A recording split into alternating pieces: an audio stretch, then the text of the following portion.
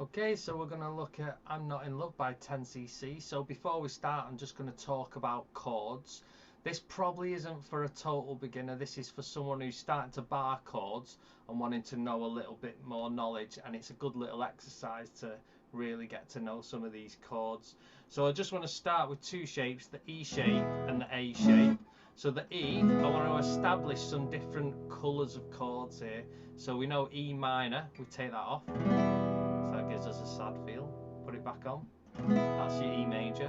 E7 is taking your third finger off. Gives you that kind of like funky bluesy type of feel. So if I want an E minor 7, I would go minor 7. So you're left with this one on its own.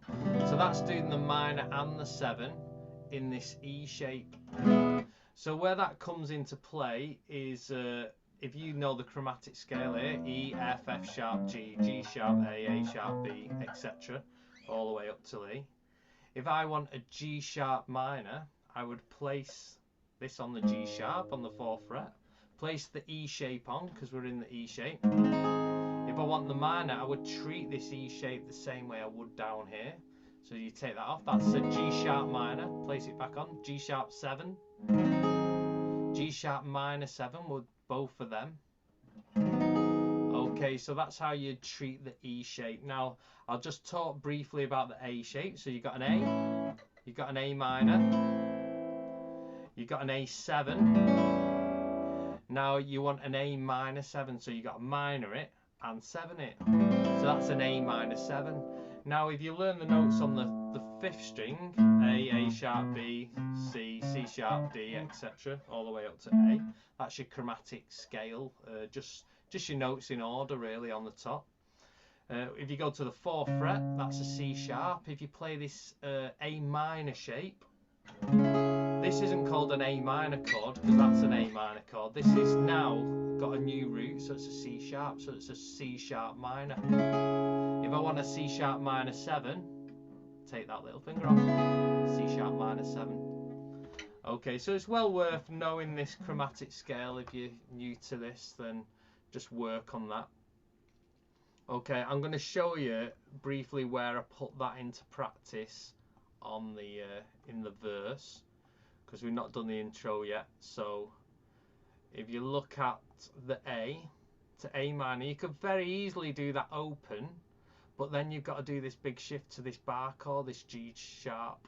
So we're going to do the A as a fretted on the 5th string, 5th fret, as an E shape. So A, let's make me a bit bigger, an A minor. So you're treating this as an E shape. So you take this off to get the minor, and then G sharp minor 7. So G sharp is here on the 4th fret as this E shape, and we want to minor 7 it.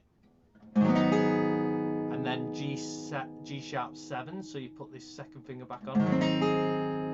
And then C sharp minor is here on the 4th fret, but as an A minor shape. An A minor 7, take your little finger off. Really, with them 12 notes and then 4 types of chords, your minor, your 7, your minor 7, your major, you've basically learned 48 chords. You know, whenever you stumble across a song and it's got an E flat minor and you just dismiss it because it's too complicated, you just count up till you get to your E flat, and then you put your A minor shape on. It's not so scary anymore. There's no difference between that E flat minor than there is playing a B minor, C minor, C sharp minor, D minor, D sharp minor, E flat minor, E minor. So it sounds hard at first, these chords sound hard, but really it's the same shape. You've only got a couple of shapes and you just move it back and forward. So that's 48 chords. I might do another video on 48 chords. Just give me a good idea. Okay, so the second part of this goes the same chords, but at the end of this verse, you've got this A. 1, 2, 3, 4. F sharp minor to B. I'm doing the B as an A shape, so A sharp, B, bar it. And minor, instead of doing this, I just use one finger to cover them, that A shape. And then you got, because I don't know how to write pushing a beat, I've come up with this way where I put this little minus sign before a chord. So that means you're pushing the beat. So what pushing the beat means is that you're coming in slightly before the strong beat. So if I was to play E to A, and then B minor to A, that's all on the beat. So E, 2, 3, 4, 1, 2, 3, 4. But what it's actually saying for the A is to push it, so it'd be like 1, 2, and 3, 4. 1, 2, and 3, 4. So you're anticipating that chord just a bit before you say the main count. Okay, so this /E means that you're pedaling that 6th string the whole way through this. That's your bass note. So when you see an A over E, it's an A with an E in the root. So it's nice this, because you can go.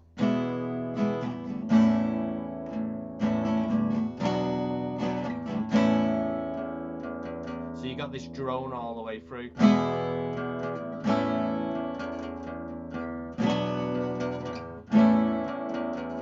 So I was just doing that to accentuate the E so you could hear it. Okay, so that's pretty nice. And then you got a verse. The second time it does the verse, you just hold an E chord.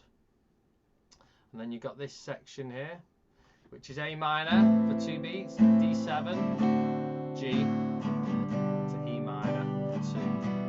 Then A minor to D7, E for 4 beats, 1, 2, 3, 4. So that's pretty straightforward. That's the easiest part.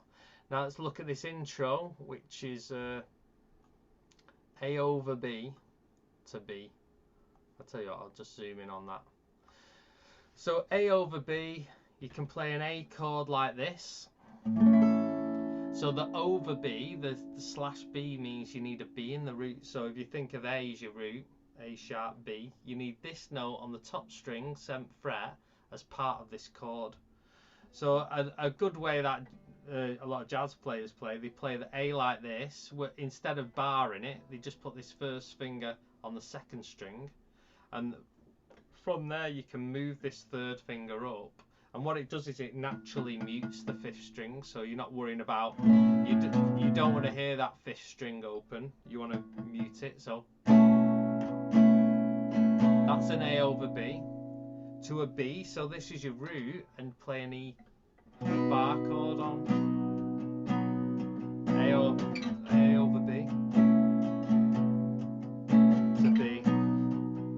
So you can sort of hear that change now, a bit of tension and then resolve. So that's what this intro's doing. And on the last bar, the B for half the bar, 1, 2, and then G sharp, 3, 4.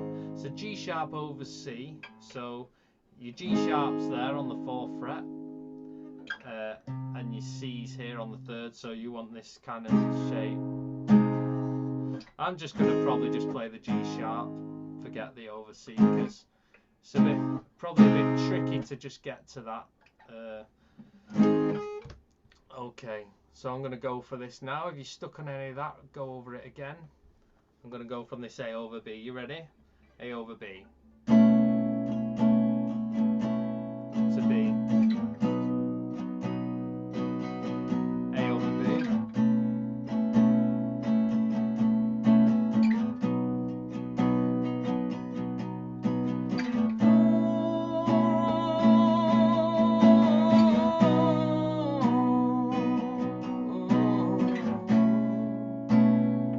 And then B to G sharp major.